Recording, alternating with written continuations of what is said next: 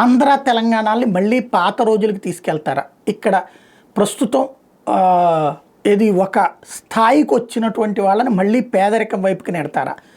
10 సంవత్సరాల పాటు అక్కడ కేసీఆర్ ప్రభుత్వం అధికారంలో ఉండటం, తెలంగాణలో ఆంధ్రప్రదేశ్లో 5 ఏళ్ల జగన్మోహన్ రెడ్డి పరిపాలన సందర్భంలో పేదలకు ఇచ్చినటువంటి పథకాల వలన ఆ పేదలు ప్రయోజనాలు పొందేసి చివరికి ఇక్కడ పని చేయడానికి బద్దకించడం వలన వివిధ వర్గాలు చెడిపోయినాయి అంటూ ఇప్పుడు తాజాగా ప్రొజెక్ట్ చేసుకొస్తుంది. అంటే బీహార్ వాళ్ళు ఆంధ్ర తెలంగాణలకు వచ్చి ఇటుక బట్టి నుండి వరి నాట్లు పత్తేరే దాకా అన్ని రకాల కూలి పనులు చేస్తున్నారు. ఒరిస్సా వాళ్ళు అన్ని రకాల కార్మికులు వంటకాల తయారీదారులుగా చేస్తున్నారు.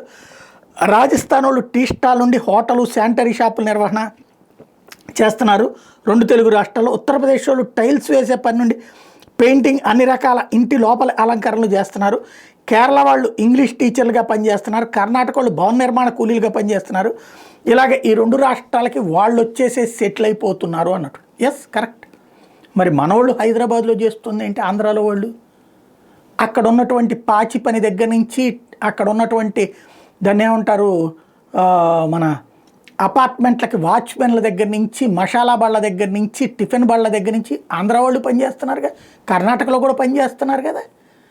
మనకి డిగ్నిటీ ఆఫ్ లేబర్ అనేటటువంటిది మనం వదిలేసాం. అసలు నిజాన్ని పక్కన పెట్టి కొసరు నిజాలు మాట్లాడుకుంటున్నాం. ఇప్పుడు మన ఇళ్ల పక్కన ఉన్నటువంటి భవన నిర్మాణ కార్మికుడు భుజం మీద చేస్తున్నాం మనం, వాళ్ళకి విలువ ఇవ్వట్ల. కాబట్టి ఇక్కడ వదిలేళ్ళి వాడు వేరే రాష్ట్రంలో చేస్తున్నాడు.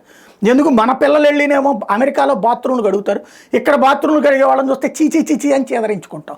మన బుద్ధిలో వచ్చినటువంటి మార్పు, మన బుద్ధిలో వచ్చిన దరిద్రం కారణంగా మన వాళ్ళు వేరే చోట్లకి వెళ్తున్నారు, వాళ్ళు వచ్చి ఇక్కడ పనిచేస్తున్నారు. వాస్తవం ఇది. దానికి మసిపూసి మారేడు కాయ చేసి ఇట్లాంటి చిత్ర విచిత్రమైనటువంటి ప్రచారాలు చేస్తుంటారు.